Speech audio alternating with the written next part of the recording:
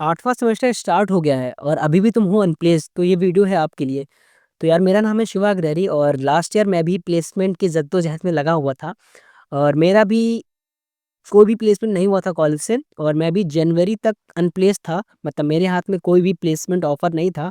But at the end of college I have four offer letter. उसके बाद मैं बताऊंगा कि मैंने कैसे अनप्लेस से प्लेस की जर्नी कैसे जी। ठीक है, तो स्टार्ट करते हैं इस वाली वीडियो में। अगर तुम अनप्लेस्ड हो, तुम कुछ गलतियाँ कर रहे हो अपने कॉलेज मतलब प्लेसमेंट में, तो मैं उसको बताऊँगा कि यार इंट्रोडक्शन तो बात की बात है। जो सबसे पहले मैंने मिस्टेक की थी और तुम भी कर रहे हो कि कोर सब्जेक्ट, तुम एक सॉफ्टवेयर इंजीनियर हो, तो तुम्हें सॉफ्टवेयर रिलेटेड चीज़ें आनी चाहिए। सॉफ्टवेयर रिलेटेड चीज़ें जैसे कि तुम्हें डीबीएमएस, डाटाबेस मैनेजमेंट सिस्टम, जो कि बहुत ही ज़्यादा इंपॉर्टेंट है एक सॉफ्टवेयर को बनाने में, तो तुम्हें उसके फंडामेंटल चीज़ें आनी चाहिए। जैसे कि कीज़ क्या होती हैं, नॉर्मलाइज़ेशन क्या होता है, एसक्यूएल क्वेरीज़ होती है उसके अंदर, वो तुम्हें आनी चाहिए। उसके बाद ऑपरेटिंग सिस्टम, क्योंकि तुम सॉफ्टवेयर बनाते हो वो कहीं न कहीं किसी न किसी ऑपरेटिंग सिस्टम पे रन करता है। तो तुम्हें एक ऑपरेटिंग सिस्टम की नॉलेज होनी चाहिए कि कैसे उसमें चीज़ें वर्क करती हैं, ठीक है? उसके बाद उसमें एक चीज़ है जिसमें कुछ-कुछ कॉन्सेप्ट होते हैं ऑपरेटिंग सिस्टम के, वो तुम्हें दिमाग में रखना है, ठीक है? उसके बाद बात करते हैं हम, सीधा कोर सब्जेक्ट के ऊपर आ जाते हैं। ऊप्स के बारे में तुम्हें अच्छे से आना चाहिए। क्वेरीज़ एसक्यूएल की वो तुम्हें आनी चाहिए। डीबीएमएस की जो थ्योरेटिकल नॉलेज है वो तुम्हें होनी चाहिए। ऑपरेटिंग सिस्टम की तुम्हें नॉलेज होनी चाहिए। कंप्यूटर नेटवर्क सब्जेक्ट है लेकिन उतना मैटर नहीं करता, बट तुम्हें अगर तुम बैकएंड इंजीनियर हो, तुम्हें कंप्यूटर नेटवर्क की काफ़ी नॉलेज होनी चाहिए, अच्छी खासी होनी चाहिए, क्योंकि तुम नेटवर्क पे ही बात करते हो, कॉलिंग करते हो, पे कॉलिंग कराते हो, तो तुम्हें नेटवर्क की नॉलेज होनी चाहिए। उसके बाद जो क्वेश्चंस ऑन इंटरनेट होता है ना, कि इंटरनेट वर्क कैसे करता है, ये तुम्हें आना चाहिए, ठीक है? इंटरनेट के बारे में थोड़ा बहुत पढ़ो, क्या चीज़ है एग्जैक्टली वो, ठीक है? मतलब उतना इंपॉर्टेंट नहीं है, बट कभी-कभी पूछ लेते हैं यार, इंटरनेट पे अगर तुमने www.youtube.com लिखा, तो वो एग्जैक्टली वर्क कैसे करता है, ठीक है? तो उसके बाद जो मैंने गलतियाँ की थी यार, वो उसमें दूसरी बड़ी गलती है एप्टीट्यूड। यार ऑन कैंपस प्लेसमेंट मैं बता रहा हूँ अभी, ऑन कैंपस प्लेसमेंट में जो क्या होता है, तुमने बहुत अच्छी डीएसए करी, ये हो की, पर पहले राउंड में वो एप्टीट्यूड पूछ लेते हैं। आई डोंट नो क्यों? क्यों? उस टाइम पे मुझे लगता था आई डोंट नो क्यों?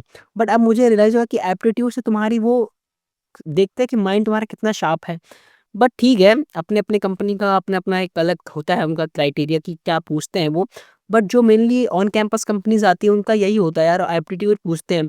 अगर वो पूछ रहे हैं तो तुम इतने बड़े हो तो नहीं कि तुमको कुछ भी बोल पाओ। तो एप्टीट्यूड पढ़ लो, ठीक है? अगर तुम्हें एप्टीट्यूड नहीं पढ़नी तो ऑफ कैंपस ट्राई कर लो भाई। ज़्यादा तुम्हें डीएसए स्किल या फिर डेवलपमेंट स्किल अच्छी है तो, बट अगर तुम्हें ये भी नहीं है तो तुम एप्टीट्यूड पढ़ लो अच्छे से। और जैसे अभी टाइम कम बचा है तो तुम एप्टीट्यूड का कुछ-कुछ देख लो, जो मेन-मेन क्वेश्चंस होते हैं, जो मेन-मेन टॉपिक होते हैं, वो तुम रिवाइज़ अच्छे से कर लो। उसके बाद तीसरी गलती मैंने की थी डीएसए प्रैक्टिस। डीएसए मैंने अच्छे से किया था लेकिन उसकी प्रैक्टिस नहीं की थी। डीएसए प्रैक्टिस करनी बहुत ज़रूरी है। डीएसए प्रैक्टिस करनी इन द सेंस ये नहीं कि आप रिकर्जन ट्री ग्राफ वगैरह पूछ लो। ऑन कैंपस कंपनी जो यार उस समय कोरोना चल रहा था 2024 में, मतलब I guess corona covid batch ही बोल लो उसको। तो उस समय क्या हुआ था यार, कंपनीज़ उतनी आ नहीं रही थी और आ रहे थे जो उनका पैकेज कम था, तो वो अपने हिसाब से क्वेश्चन पूछ रहे थे। तो तुम्हें भी अपने हिसाब से क्वेश्चन तैयार करने हैं, array, string, linked list, two pointed, top top interview question तुम्हें पढ़ के ही जाने हैं 150-200। उसके अंदर तुम्हें ट्री ग्राफ भी रहेगा तो तुम्हें उसको भी देख लेना, ठीक है? ऐसा नहीं उसको स्किप कर देना। उसका जो चौथी मिस्टेक मैंने की थी यार अपने टाइम पे, कम्युनिकेशन स्किल, और तुम्हें सॉफ्ट स्किल्स करके सब्जेक्ट पढ़ाया भी जाता है तुम्हारे बीटेक के दौरान, तो तुम्हें उसको बिल्कुल ही निग्लेक्ट नहीं करना, बिकॉज़ कंपनी को एक ऐसा बंदा चाहिए जिसके पास टेक्निकल स्किल हो प्लस साथ-साथ कम्युनिकेशन स्किल हो, तो कितना फ़ायदा रहेगा।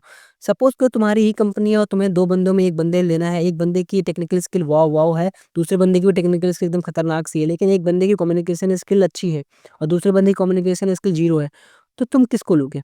तुम ऐसे बंदों को लोगे ना कि कम्युनिकेशन स्किल और प्लस उसकी टेक्निकल स्किल भी अच्छी हो, ठीक है? तो अपनी कम्युनिकेशन स्किल भी बढ़ाओ। और तुम जो बोलते हो ना तुम इंट्रोवर्ट हो, तो भाई अगर इंट्रोवर्ट हो तो घर में रखो अपने इंट्रोवर्ट को। तो तुम्हें थोड़ा-सा स्पीकिंग स्किल सीखनी ही पड़ेगी, ठीक है? उसके बाद हम बात करते हैं able to convert your thought to the interviewer, because if you have any solution of any problem but you can't convey what your thoughts to the interviewer, then you don't have able to crack the particular interview, okay?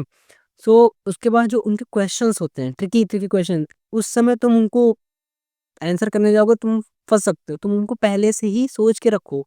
ऐसा नहीं करो कि तुम उसको याद कर लो, but तुम्हारे दिमाग में होना चाहिए, ठीक है वो चीज़। उसके बाद एक 5वीं मुझे मैंने 5वीं मिस्टेक मैंने ये की थी कि I am a app developer. अब तुम बोलोगे ये कैसी मिस्टेक हो गई? बट यार जो कॉलेज में कंपनीज़ आती थी और वो बेसिकली वेब डेवलपर चाहती थी, और वेब डेवलपर में वो भी जावास्क्रिप्ट वाले, जो रिएक्ट करते थे और नोड जेएस। मैंने कुछ नहीं किया था इनमें से। मैंने किया था फ्लटर, डार्ट, ऐप डेवलपर। तो मैं बहुत खुश होता था अगर कोई कंपनी आती थी और उसके जेडी में फ्लटर लिखा रहता था। मैं ऐसे ही खुश हो जाता था, भाई ठीक है, हुआ ना हुआ अलग बात है, लेकिन मैं खुश होता था। लिटरली मेरे ऑन कैंपस प्लेसमेंट में मेरे को नहीं लगता कि कोई कंपनी आई होगी जिनमें फ्लटर लिखा हुआ है टेक्नोलॉजी। एक कंपनी थी एनईसी करके, तो मैं बहुत खुश हुआ था उस दिन भाई, मैंने कहा कि भाई ये मेरी कंपनी है, इसको मैं जॉइन करूँगा। उसके बाद एक तो और कंपनी आई थी जिनके जेडी में फ्लटर लिखा था। मैं ऐसे ही खुश हो जाता था कि भाई एटलीस्ट ये फ्लटर से क्वेश्चन पूछेंगे मेरे से, ठीक है? जो मेरे को आता है उससे रिलेटेड क्वेश्चन पूछो। बट ये ना बहुत बड़ी गलती, कि तुम एज़ अ फ्रेशर हो, तुम एज़ अ सीनियर नहीं हो कि तुम्हें उसकी नॉलेज होनी चाहिए। तुम एज़ अ फ्रेशर हो, तुम्हें हर चीज़ की थोड़ी-थोड़ी नॉलेज होनी चाहिए। तो ये बड़ी मिस्टेक थी मेरी। तो अगर तुम कोई भी डेवलपर हो यार, ऐप डेवलपर हो, आईओएस या फिर एंड्रॉयड कॉटलिन, तो तुम्हें ना अगर तुम्हें ऑन कैंपस इस टाइप की जॉब लेनी है, तो तुम्हें सबसे पहले तुम्हें अपना बेसिक फंडामेंटल स्ट्रॉन्ग करना पड़ेगा। उसके बाद तुम्हें थोड़ा बहुत इनकी नॉलेज होनी ही चाहिए, थोड़ी बहुत, ठीक है? उसके बाद प्रोजेक्ट यार मैंने बनाए थे काफ़ी ज़्यादा, और तुम्हें भी प्रोजेक्ट की ज़रूरत है वैसे। तो तुम एक ऐसा प्रोजेक्ट बनाना कि जिसमें सारी चीज़ें कवर हों, ठीक है? ऑथेंटिकेशन हो, CRUD ऑपरेशंस हो, डिप्लॉयड हो, ठीक है? उसका उस प्रोजेक्ट के ऊपर क्वेश्चंस होंगे, ठीक है? बाकी मैं ये नहीं कह रहा कि अगर तुम ऐप डेवलपर हो तो तुम्हें ऑन कैंपस नहीं मिलेगा। बट ये है कि तुम्हें जो प्रोजेक्ट डिस्कशन का होगा वो बहुत ही, जैसे फ्लटर वगैरह है ना, फ्लटर अभी 2018 में आया था। तो जो इंटरव्यू लेने आते हैं ना, वो थोड़े एज्ड होते हैं, और वो बेसिकली फ्लटर उस टाइम पे उतना पॉपुलर नहीं था, 18-19 में तो कोई फ्लटर नहीं कर रहा था। तो उनको बहुत कम नॉलेज होती है फ्लटर की, तो उससे रिलेटेड क्वेश्चन नहीं पूछ पाते। तो एक डिसएडवांटेज है, जिसके बारे में तुम्हें पता है तो उसके बारे में तुम्हें क्वेश्चन ही नहीं पूछ रहे हैं। मतलब जिसके बारे में तुम्हें पता है, तुम्हें उससे क्वेश्चन ही नहीं पूछ रहे हैं, तो तुम भाई उनको क्या बताओगे एग्जैक्टली? अगर तुमसे वो फ्लटर को क्वेश्चन पूछे, तुम उनको अपनी स्किल, अपनी नॉलेज बता पाओ। बट वो क्वेश्चन ही नहीं पूछ रहे हैं फ्लटर के ऊपर, तुम कैसे बता पाओगे? ठीक है, ये चीज़ बहुत इंपॉर्टेंट है। अगर तुमने ऐसे ही कुछ टेक्नोलॉजी अपने कॉलेज टाइम पे की है जो कि थोड़ी सी अनयूजुअल है और थोड़ी सी अलग सी है, तो तुम ट्राई करो ऑफ कैंपस का, क्योंकि on campus I don't think Flutter के लिए कोई आता ही होगा, आई डोंट थिंक सो।